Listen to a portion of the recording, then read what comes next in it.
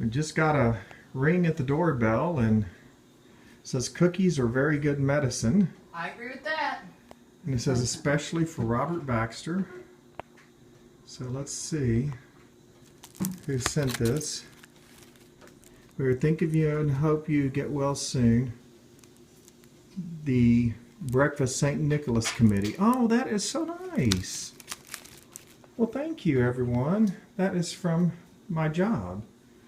They have what they call the St. Nicholas Committee, NICULAS, and they are a really neat committee that does a lot of good for the unit. So thank you very much. That is very sweet. I really appreciate that. Yeah. Now, I don't know if I'm going to have to leave them looking real pretty like that for long, because I may have to munch out here in just a minute. Hello, everyone. Thought I would share with you a few things.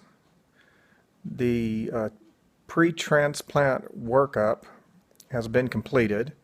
I got the results on Friday. My echo was good, so the heart's strong. The PET scan came back good. That looks like I'm in remission right now. Basically, everything came back good except for some blood work, and it's nothing that isn't just a temporary setback. Technically, they wanted me to start Saturday with the next phase, but they decided to push me back a week while we get the blood work resolved. So I've got everything done. I mean, I'm through as far as the pre-transplant part goes, and it's getting ready to get interesting. That's putting it mildly. One of the things that I did not fully understand until the nurse was sitting down giving some education, and that is it's a stem cell transplant, but it's not the stem cells that will cure me of the cancer, or at least try to. It's the chemotherapy that's going to be the beneficial effect.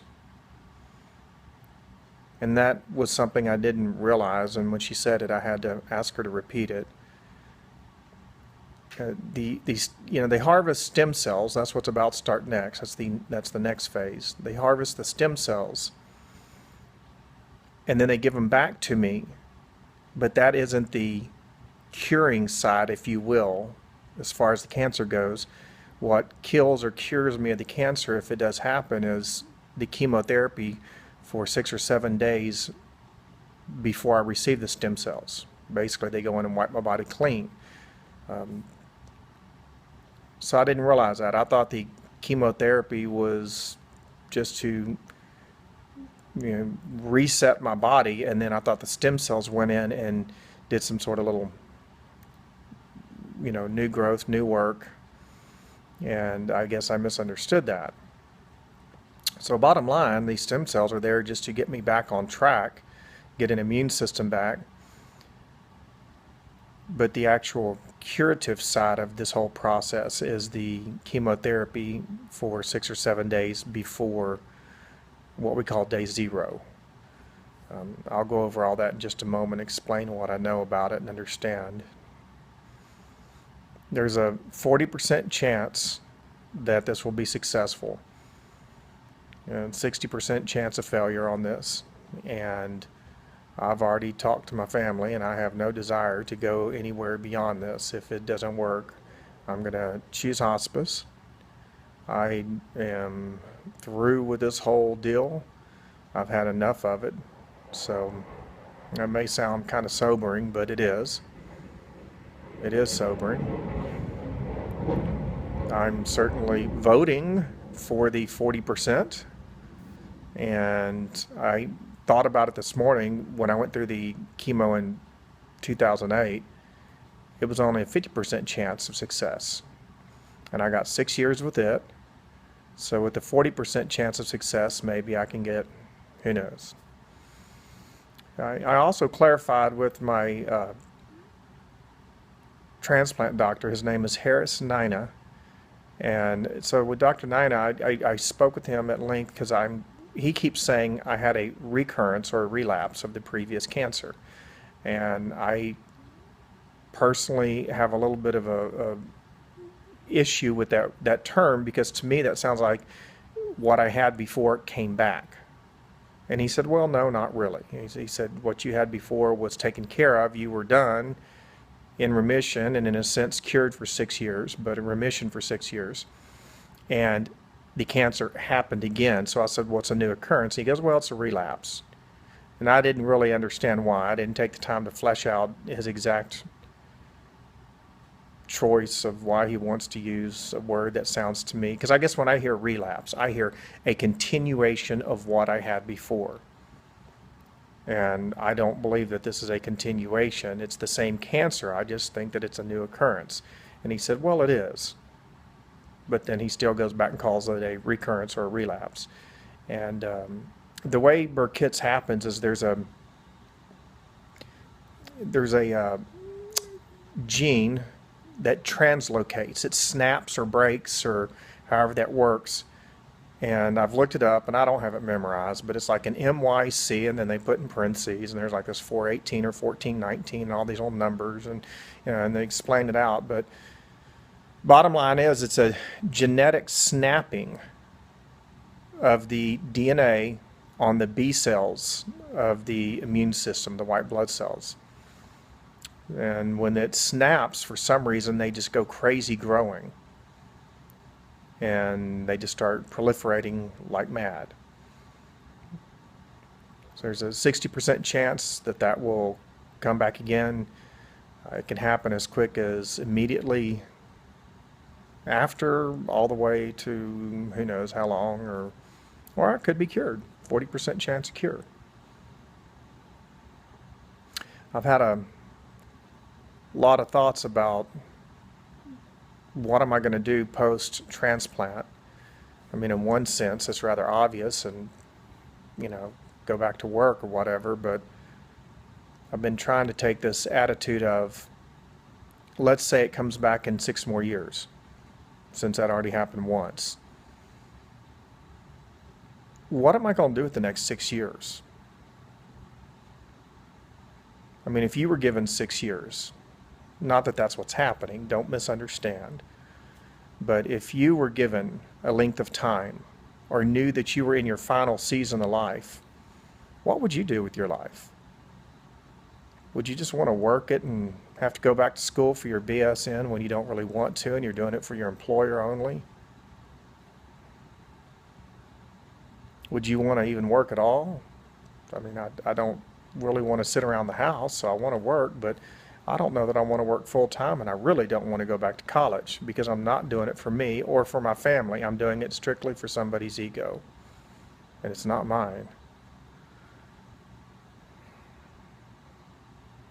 I don't know what I want to do with my life. In one sense, I can get spiritual with it and say, well, I want to, glorify God, and I want to be there with my family, but I mean, what does that look like? I can get the concept of what I want to do, but then how does it work out? What does it look like? Do I want to go volunteer down at food banks, or go be a poster boy for cancer recovery, or do I want to go, what do I want to do? I don't know. Probably just spend as much time as I can with my family.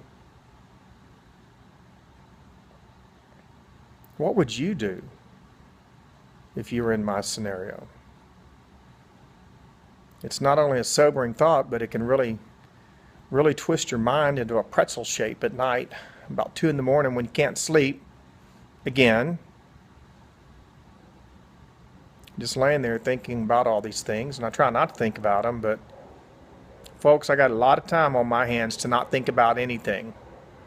So I try to get my mind on good stuff, and I'm pretty successful at that overall, to be honest with you. If you hear the jets in the background, there's a big air show this weekend at the airport that's about 5 miles away from here, the Alliance Airport. Big show, and there'll be the Thunderbirds and all sorts of stuff. So they practice, and they come right over the house. And I've sat up on the roof before and taken pictures, and I can take pictures close enough that I can see the pilots inside the cockpits. Now, can't make out a lot of detail, but I mean, see them pretty good. And at any rate, so I've completed my pre-transplant workup, and what's next is a series of injections. Now I've got to look at my calendar. So October 26th, which is a Sunday, I go in for an injection. And it's Neupogen, but evidently it's going to be a big injection of Neupogen. For those of you who are not chemotherapy patients, that equals bone pain. Really bad bone pain. I'm looking forward to that. Get that for 3 days, and then on the 29th, they're going to insert a triple lumen catheter and hang it out my chest. Yes, folks, I already have a double lumen on this side, so I've got two-lane highway, big one, into my heart, but it's not enough. We need 3 more lanes into my heart. So they're going to put another catheter over here, and I'm going to have 5 ways that they can get stuff in and out of me. Is my enthusiasm very clear on this? So on Wednesday the 29th, they're going to put in a triple lumen catheter, and then I'm going to get Mozobil, and Mozobil will cause the stem cells in about 12 hours of time to just vacate the bone marrow and go into the bloodstream, be available for collection.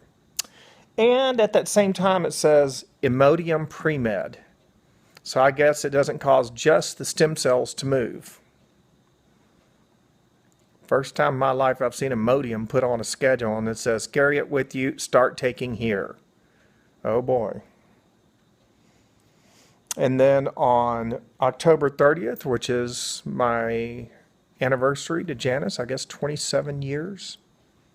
We were married, we were married in 1987, October 30th, 1987, so it would be 27 years on October 30th. And we just went out this weekend and went ahead and did our little anniversary trick, and we just stayed one night in a hotel not too far from here and went and saw a musical play about the life of Jesus. And it's very good. It's called The Promise. It's in Glen Rose, Texas. It's very good. So on October 30th, I'm going to start apheresis. Basically, they're going to use that triple lumen catheter in my chest, and they're going to pull blood out and put it back in. And in between, they're going to spin it around real good, and it'll sling some of the stem cells out along with some other stuff and who knows what else. I sort of understand it, but bottom line, they're going to sit me down all day long and extract stem cells. It starts at 7:30 in the morning and ends about 4 p.m. And then I get another Mozobil injection somewhere between 5 and 6:30. And then I have to go back the next day on Halloween, October 31st, at 7:30 a.m. And for those of you who know traffic patterns in Dallas-Fort Worth, I'm going to be near downtown Dallas. And oh boy, getting out at 6:30 in the evening and traveling home and then being back there by 7:30 in the morning, that's going to be a real pleasure. So apheresis again on the 31st. The goal is 5 million stem cells. They said they can accept 2 million and it's an absolute minimum, but then it's not really that effective. And the more they can get toward 5 million, the more effective it is to repopulate my body with my own stem cells. I've got to bring Tums with me. It's got to be calcium carbonate. During the apheresis process, it strips calcium out of the body, causing tingling around the lips, numbness, tingling on the fingertips. And when that happens, I pop a Tums and chew it up, and it'll go away pretty quick. It'll replace the calcium very, very quickly. And they said I'll be chewing Tums all day long, just off and on. If they can't get the necessary minimum of the stem cells on the first 2 days, then we go into a third day of harvesting stem cells.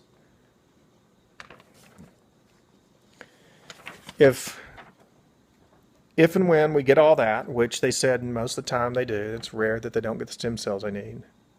But it does happen, but I only mention that because I started off telling y'all in one of my videos the whole issue I had is that my bone marrow is shot. And that's because the first time I had this cancer in 2008, it invaded my bone marrow, and it invaded it in a big way. And then when the chemo came along and killed the cancer, it did just that. It killed cancer, which had invaded my bone marrow, which left nothing but scar tissue. And that's been really the source of my problems over the last 6 years medically, is I don't have strong bone marrow. So the whole issue is about bone marrow and building stem cells. And I think we're going to get it, but I don't sit here and think they're just going to get 5 million the first day. Possible, not likely. Second day, possible, possibly. By the third day, I anticipate they'll have it. I will go into the hospital on November 3rd, Monday, November 3rd, to begin the stem cell transplant process. This print is too tiny for me to see this without my glasses on.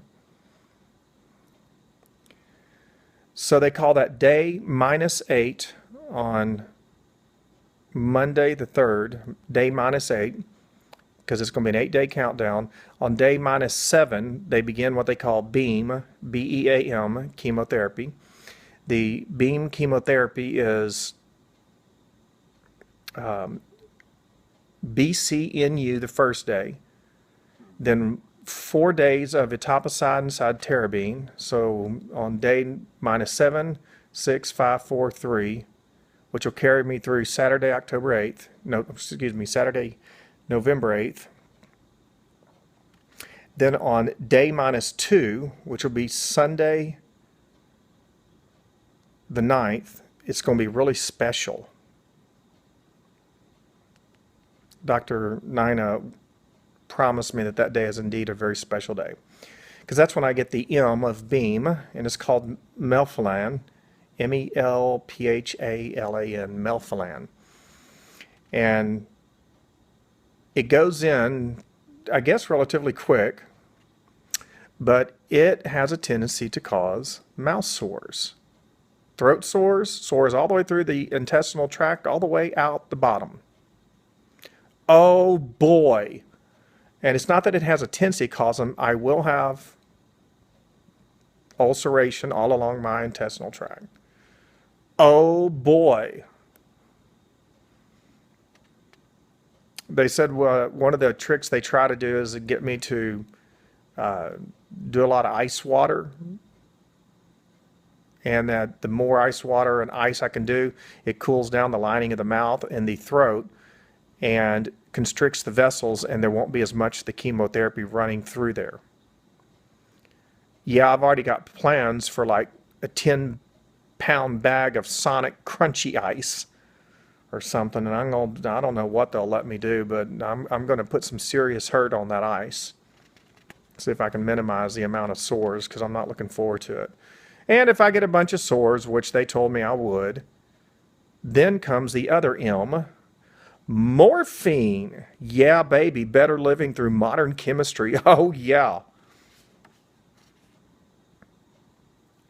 Monday, November 10th, is day -1, and that says rest. They said I probably won't be feeling too good by then. On day 0, which is November 11th, is the actual stem cell infusion.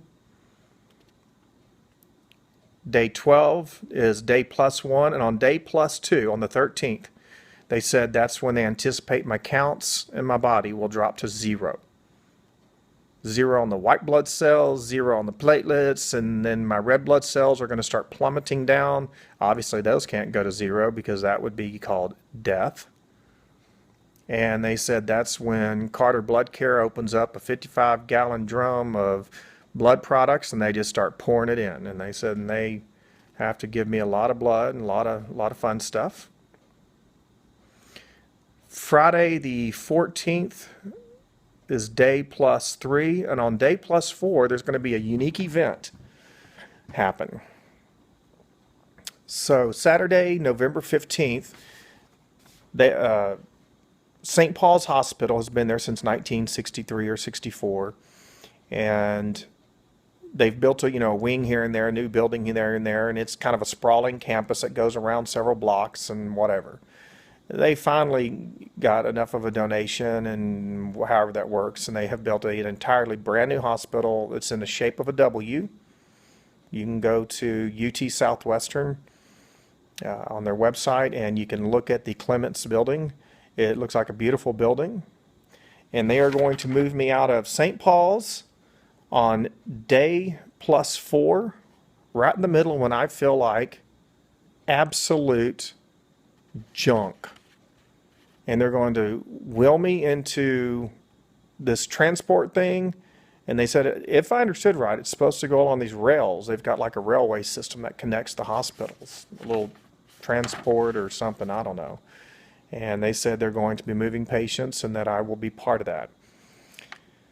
Joy. And this is when I'm going, they said there'll be 7 days of when my bone marrow will not be producing anything. My bone marrow will be just still. It's dead. And that's the point. That's what I finally understood. The whole point of the stem cell process is the beam chemotherapy to basically kill me while they prop me up with blood products, give me my own harvested little baby stem cells back. Those take about 7 days to really jumpstart again the bone marrow. And that's supposed to be what the cure is. And then there's a whole week of just sitting around there, just enjoying the, pina coladas on a beach from the 16th to the 22nd. And then on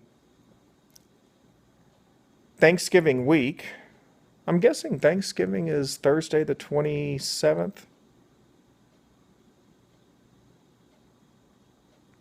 I don't know. That's what I'm presuming here. So the week of the 23rd through the 29th says possibly home this week. I might make it home for Thanksgiving. And if I do, I have to eat a very specific diet called a neutropenic diet. And now you know about as much as I do. See, I've got all my little calendars lined out here. And all sorts of information lined out. And oh boy. I really appreciate all that you have done for me. There's been so much encouragement. There's been so many prayers, and I cannot thank you all enough. The support has been absolutely needed, and it is very appreciated. I wish I had time and energy and the mental focus to sit down and just write out huge thank yous to everybody, but quite honestly, I'm tired, and so is my family. We're all, really going through this. Y'all stick with me, and I will keep doing these updates as I go. I don't know if they will let me film much of anything as far as the apheresis process and whatnot, but if they will let me, I will try to document some of that and share it with you. It gives me something to do, and maybe we can all walk through this together. So thank you much, and I'll see you next time.